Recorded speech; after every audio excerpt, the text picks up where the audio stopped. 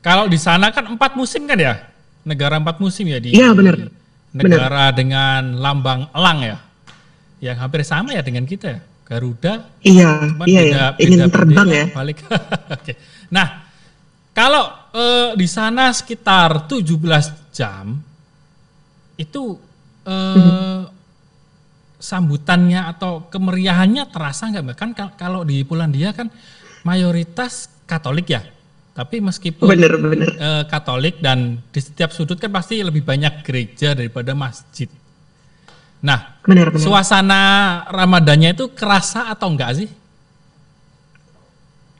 Kalau buat aku nggak kerasa sama sekali ya. Maksudnya kayak di lingkungan pun jadi gini, kayak orang Indonesia di Polandia, nggak cuma di Warsaw, jadi kayak sepolandia, orang Indonesia itu mungkin cuma 1.000. Tapi ini bisa aja aku salah, maksudnya bisa nanti kita konfirmasi ke data yang lain gitu. Tapi setauku kita sekitar 1.000, baik itu yang student ataupun yang pekerja migran.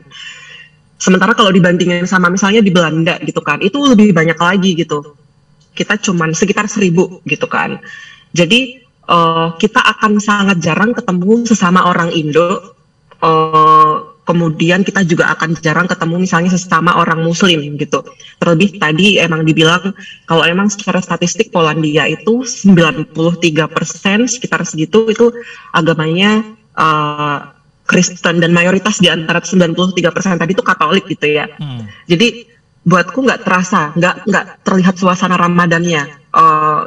Sebelum Ramadan pun misalnya kayak sholat gitu ya, kita nggak pernah dengar azan. Jadi memang caranya biar tahu kapan jadwal sholat, kita harus punya aplikasinya gitu, kita ngikutin aplikasi.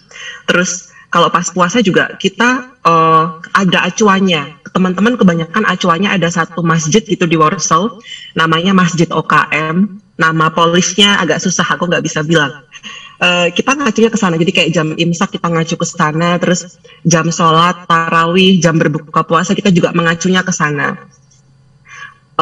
Kita juga bisa tarawih ke sana sih di Masjid OKM itu tadi. Cuman kalau di Indonesia misalnya kayak ada kita rame-rame berburu takjil gitu ya, di sini sama sekali nggak ada. Jadi kayak yang dimakan aja kan juga udah bukan makanan Indonesia kan kadang, apalagi soal takjil gitu kita nggak nemu.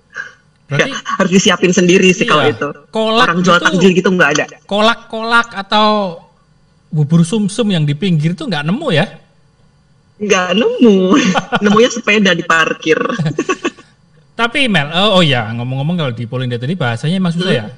Bahasa di sana kan salah satu bahasa tersulit juga ya setelah Prancis ya kalau nggak salah. Benar. Jadi kalau kita misalnya punya data nih 10 bahasa tersusah di dunia, nah Polish itu termasuk salah satunya juga. Oke. Nah, berhubung di sana kan puasa sampai lama dan suasana tidak terasa. Nah, teman-teman dari Indonesia sendiri atau adakah perkumpulan atau dari negara Muslim lain itu saling berkumpul nggak sih, Melissa, untuk ngerasain bareng-bareng, masak bareng, puasa bareng atau sahur bareng gitu? Ya. Kalau dibilang komunitas gitu, misalnya kayak komunitas Muslim dari negara mana gitu, aku kurang tahu. Kemarin udah cari-cari infonya gitu kan, tapi nggak nemu juga gitu. Nah, tapi kalau undangan kayak undangan pengajian gitu ya, terus undangan berbuka puasa gitu ada. Misalnya kayak teman-teman PPI, Perhimpunan Pelajar Indonesia yang ada di sini gitu beberapa kali koordinasi dengan KBRI, nanti kita tiap minggu akan ada acara kayak buka puasa bersama. Kalau nggak bisa buka puasa bersama karena misalnya kebanyakan orangnya, ya kita akan ganti dengan pengajian gitu. Terus minggu kemarin juga udah diinfo sekitar minggu depan akan ada undangan dari ini, semacam perhimpunan pelajar dari Malaysia gitu. Terus kita boleh datang juga. Jadi ya sebatas itu sih Mas Afud.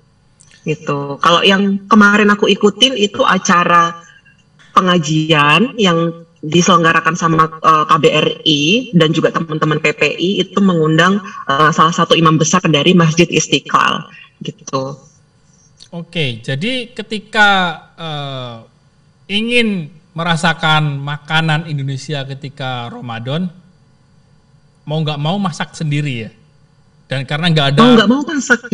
nggak ada restoran Indonesia sama sekali di sana yang bisa kita kunjungi atau kita coba gitu. Terus makanan khasnya apa coba?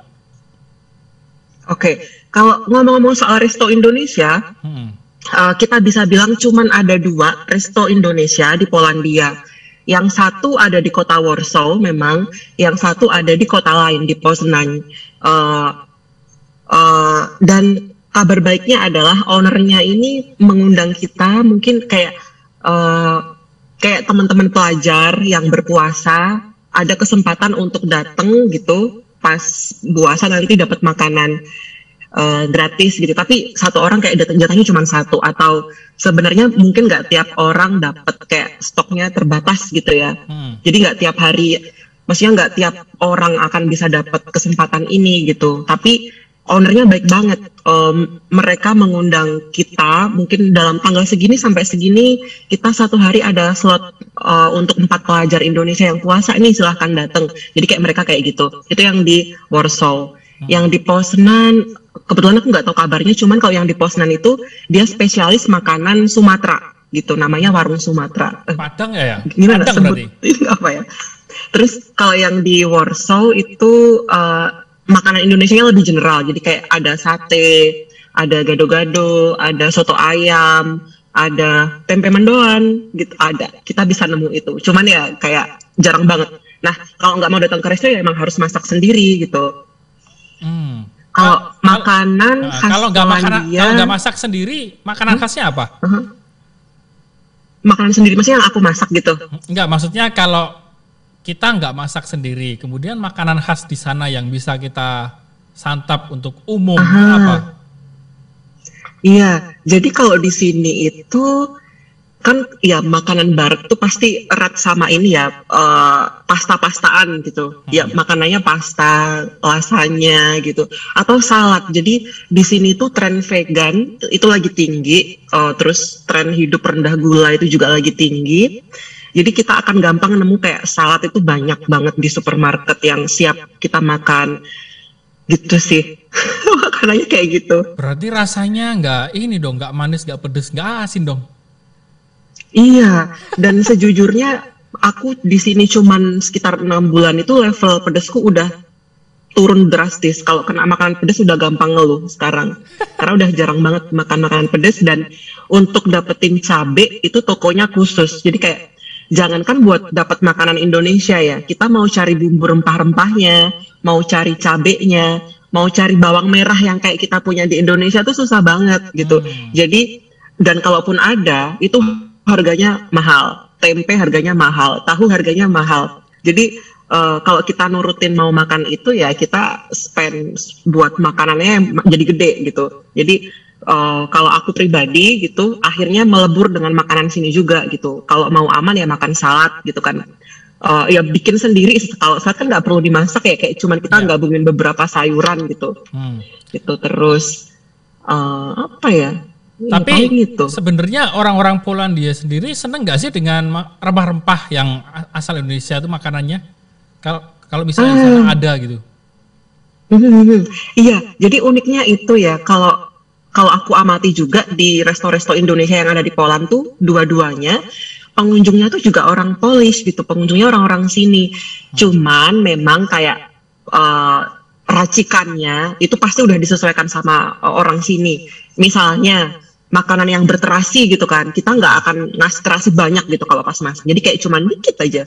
Terus rempah-rempahnya juga nggak akan sepekat rempah-rempah yang mungkin biasa kita masak di Indo gitu. Jadi mungkin ya takarannya disesuaikan.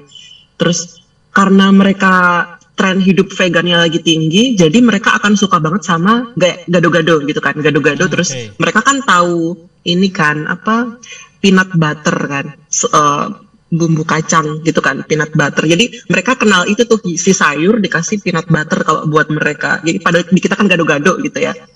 Jadi bisa kok, mereka bisa makan makanan kita, tapi juga harus penyesuaian juga. Kita racikannya juga disesuaikan sama mereka. Unik juga. Berarti kalau mau sholat, mau ngelihat waktu imsak, buka, gitu ke website atau ke aplikasi sendiri? Kalau aku patokannya ada 2. Jadi si masjid OKM itu sama ada satu lagi masjid di Warsaw itu mereka mengeluarkan jadwal imsakiyah selama sebulan ke depan. Gitu. Jadi aku acuannya pertama itu, yang kedua nanti aku cocokin sama jadwal aplikasi sholat. Itu mereka kadang selisihnya 1 sampai 2 menit. Oke.